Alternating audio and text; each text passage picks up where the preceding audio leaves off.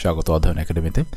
আজকে আমরা শুভার শুভার গল্প সম্পর্কিত এখান থেকে গুরুত্বপূর্ণ 30টি এমসিকিউটা দেখব, যেটা আমাদের পরীক্ষায় আসার মতো। তো প্রথমটি হচ্ছে, তুমি আমাকে যাইতে দিও না মা, শুভায় এ কথায় কি প্রকাশ পেয়েছে? এই কথাটা কখন হয়েছিল মনে আছে?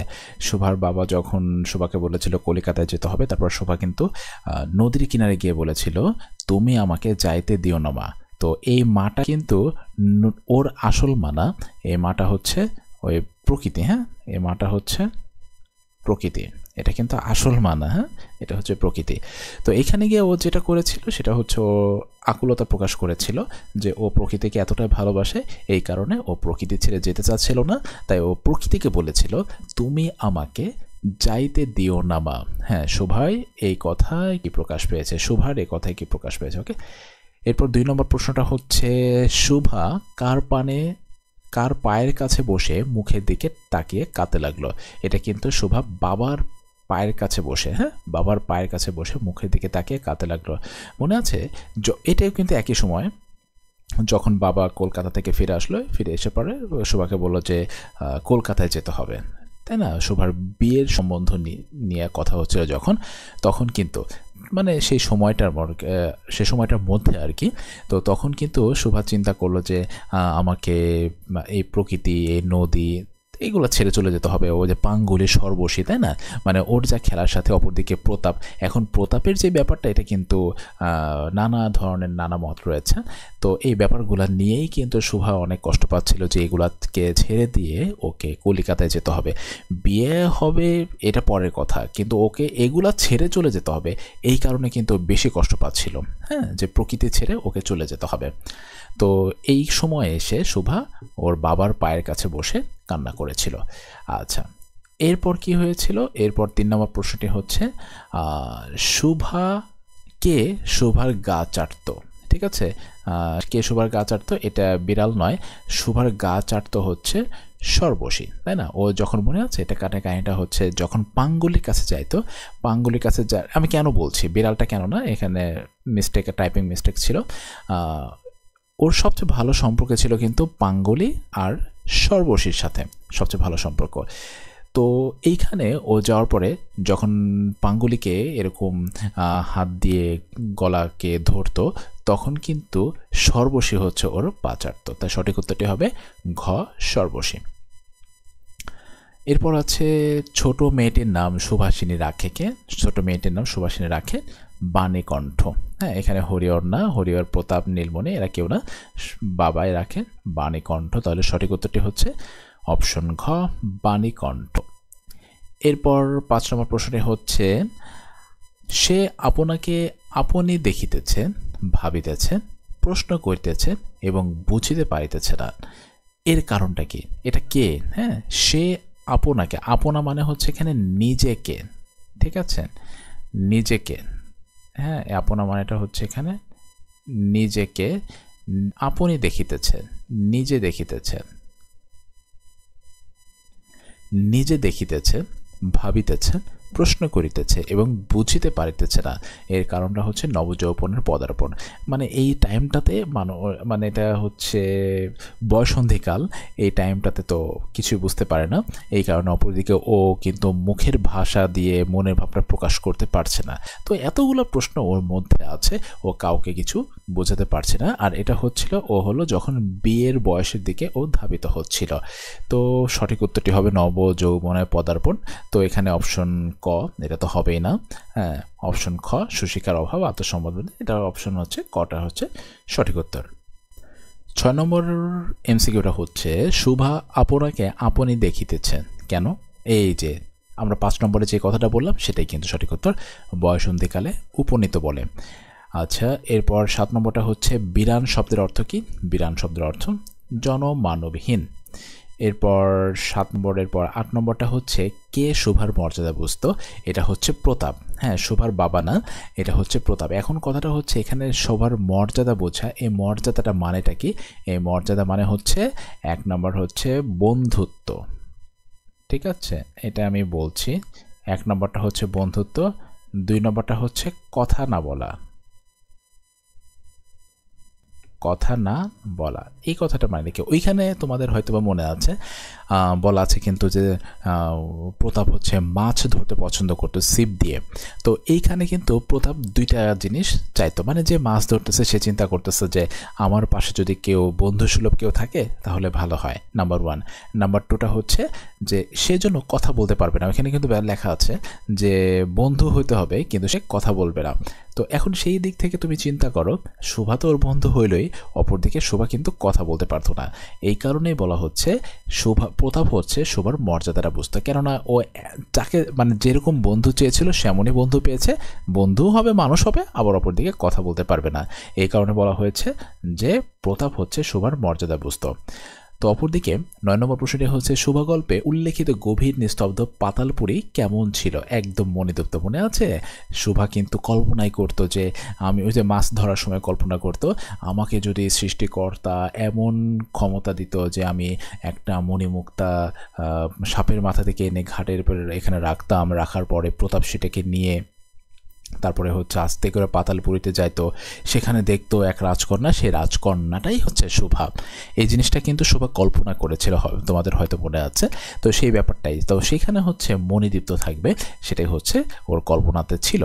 আচ্ছা, এটা 9 নম্বরের পরে এবার গেল হচ্ছে 10 নম্বর। 10 নম্বরটা হচ্ছে শোভার বাবার নাম কি? বাণীকণ্ঠ। এটা তোমাদের খুবই মুখস্থ। এরপর 11 নম্বরটা হচ্ছে শোভা শয়ন গৃহ হইতে বাহির হইয়া কোথায় লুটিয়া পড়ে? হ্যাঁ, এটা গোয়াল ঘরে না, ঢেকেশালা না, এটা সঠিক উত্তরটি হচ্ছে নদী তটে। একদম বইয়ের থেকে সরাসরি লাইনে আসছে নদীর তটে। এরপর 12 নম্বর প্রশ্নটি হচ্ছে শোভা কখন নদী তটে সস্পসজ্জায় লুটিয়ে পড়ে? শুক্লা দ্বাদশী রাতে। কখনো ওই যে শুক্লা দ্বাদশী রাতে মনে আছে ওর বিবাহ সম্পর্কে কথা হচ্ছিল, তো তখন ও কিন্তু হতাশা হয়ে গেছিল যে ও তো এই প্রকৃতি ছেড়ে যেতে চায় না, সেই কারণে বলা হয়েছে এই কথাটা। শুক্লা দ্বাদশী রাতে ও কিন্তু নদী তটে একদম লুটিয়ে পড়েছিল। শোভা গল্পে পিতামাতার বনে কে সর্বদাই জাগরুক ছিল? অবশ্যই সুভাষিনী, কেননা শোভাকে নিয়ে তাদের অনেক চিন্তা ভাবনা ছিল, কেননা শোভা অসুস্থ, শোভা কথা বলতে পারে না, অপরদিকে সে মেয়ে, তাকে কিভাবে বিয়ে দেবে এইসব নিয়ে। অপরদিকে পাড়া প্রতিবেশী কিন্তু তাদেরকে নিয়ে কথা বলতো, তাদেরকে এক ঘরে করে দেওয়ার একটা পায়তারা চলছিল, এটা তোমাদের কিন্তু বই থেকে একদমই স্পষ্ট। 14 নম্বর প্রশ্নটি হচ্ছে শোভা গল্পে শোভা কোন ধরনের প্রতিবন্ধী ছিল? অবশ্যই বাক প্রতিবন্ধী, কথা বলতে পারতো না। তাছাড়া কিন্তু ও বুদ্ধি প্রতিবন্ধী ছিল না, ও কিন্তু যথেষ্ট বুদ্ধিদীপ্ত মেয়ে ছিল। এরপর 15 নম্বরটা হচ্ছে বিপুল নির্বাক প্রকৃতির কাছে শোভা কি পায়? মুক্তির স্বাদ পায়। কেন? প্রশ্ন হচ্ছে কেন এই কথাটা বলা হয়েছে। মনে আছে যে শোভাকে যেই দেখতো সেই কেন যেন বিরক্তির ছাপ প্রকাশ করত, একমাত্র শোভার বাবা ছাড়া। পরবর্তীতে ক্যারেক্টারের প্রতাপ এসেছে, কিন্তু ওইটা হচ্ছে শোভার বাবা ছাড়া ওই পরিবারে সবাই কিন্তু শোভাকে বিরক্তি মনে করতো, অ্যাজ ওয়েল অ্যাজ ওর মাও কিন্তু, রাইট?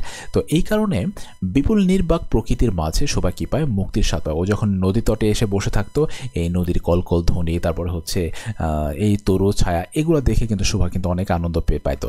এই কারণে এটা বলা হয়েছে বিপুল নির্বাক প্রকৃতির কাছে শোভা কী পায়? শোভা হচ্ছে মুক্তির স্বাদ পায়। এরপর 16 নম্বর প্রশ্নে হচ্ছে শোভা গল্পে চিরনিস্তব্ধ হৃদয় উপকূল বলতে কি বোঝানো হয়েছে? একদম শান্ত হৃদয়। চিরনিস্তব্ধ হৃদয় উপকূল বলতে একদম শান্ত হৃদয়, সঠিক উত্তর। এরপর 17 নম্বর প্রশ্নটা হচ্ছে শোভার চোখের ভাষা কেমন? অসীম উদার। ঠিক আছে, একদম অসীম উদার ভাষা শোভার চোখের ভাষা।